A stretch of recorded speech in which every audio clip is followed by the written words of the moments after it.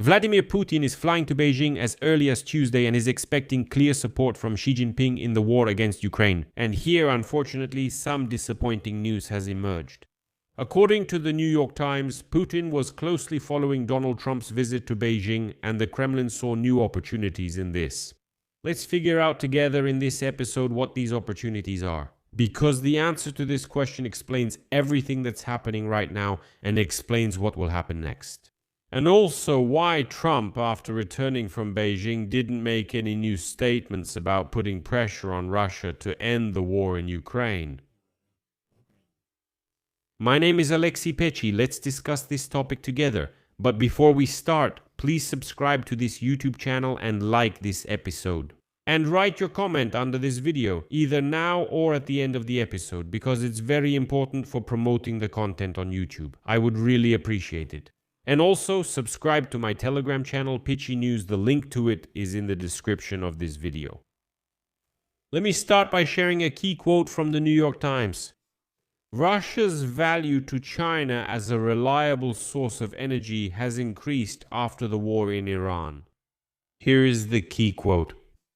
To understand everything that is happening now and will happen in the coming week, look, the Strait of Hormuz in the Middle East is closed. Oil from the Persian Gulf is still flowing, but with huge disruptions, and China mainly bought its oil from there. The price of Brent crude is above $100, and there are no signs of the price going down yet. In this situation, Russia has become practically the only major supplier of oil and gas for China. The pipelines through Siberia are operating, as you know, without any need for the Hormuz or Suez canals. And Vladimir Putin is flying to Beijing with exactly this trump card. While Iran is under blockade, Russia is ready to simply flood China with its cheap oil and cheap gas. What Vladimir Putin is offering Xi Jinping, there are several points here. Well, the first and main one is the issue of energy resources. Additional volumes of oil and gas bypassing any sea routes altogether. And where necessary, Vladimir Putin is ready, as you know, to break any restrictions at all and trade even at a loss just to curry favor with Beijing. This is exactly what China needs right now. China cannot afford an economy without stable energy supplies. And so, Putin comes with an offer. Listen, we are your reliable supplier. We'll give you a discount. We'll just flood you with this cheap oil and gas. We're ready to serve you, but we need your help in the war. What else can Putin offer? Well, secondly, it's military technology, as strange as that may sound.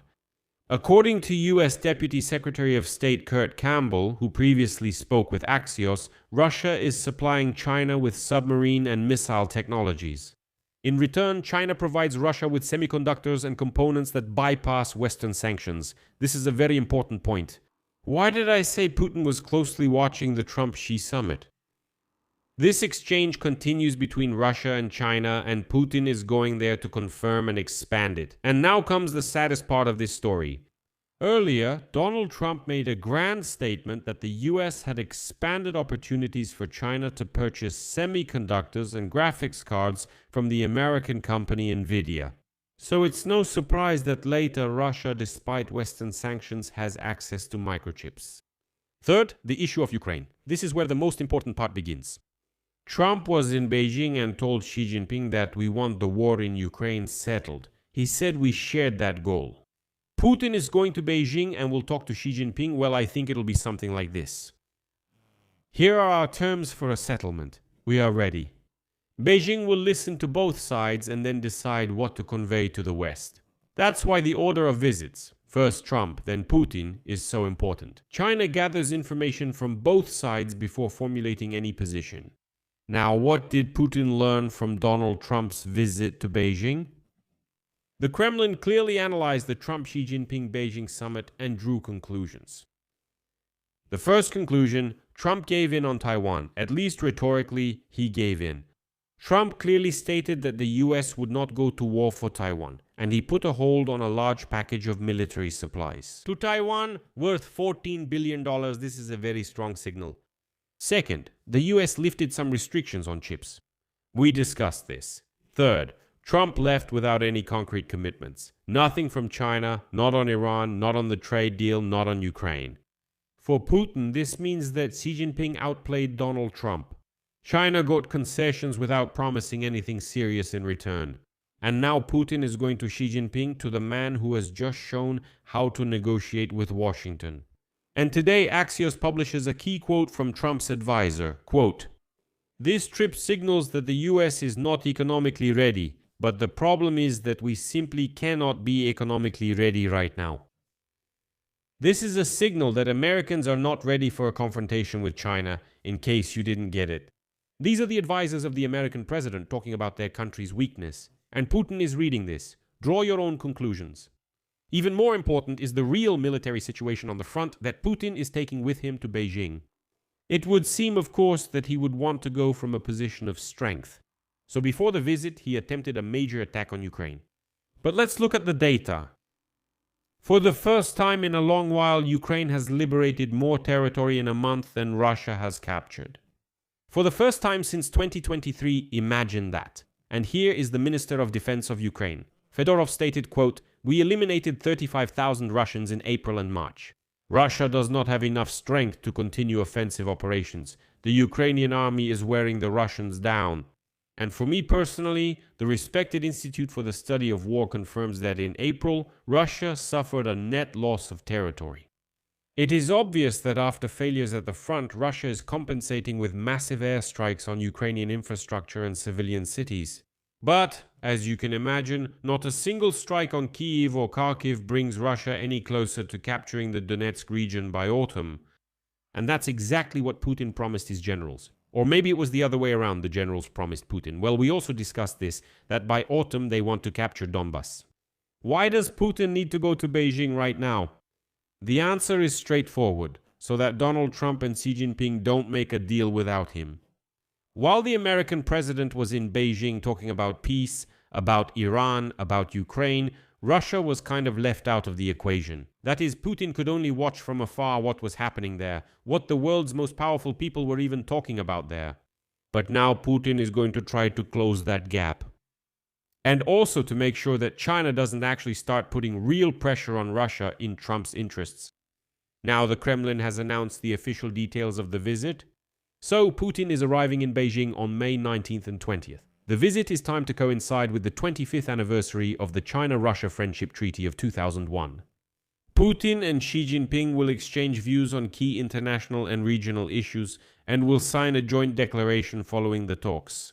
In addition to meeting with Xi Jinping, Putin will hold talks on economic and trade cooperation with Chinese Premier Li Qiang.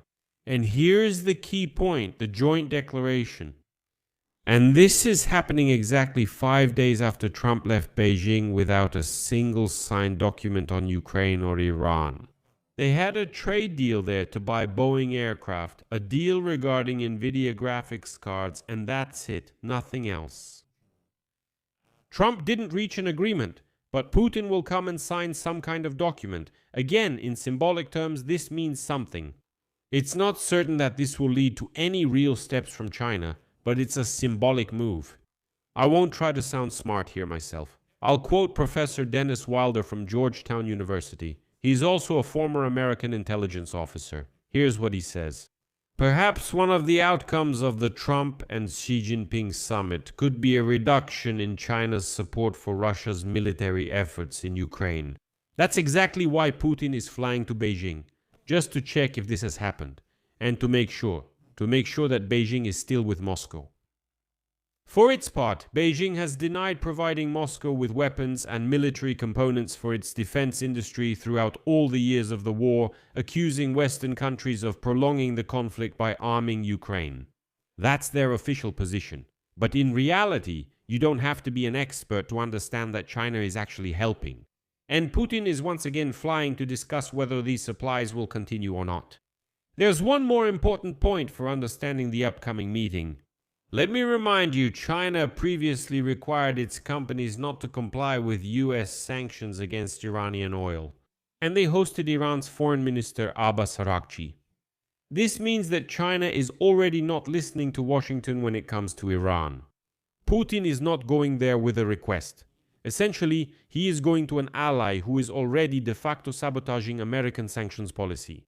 And notice, China openly urged people to ignore American sanctions, but Trump, at his meeting with Xi Jinping, didn't even say a single word about it.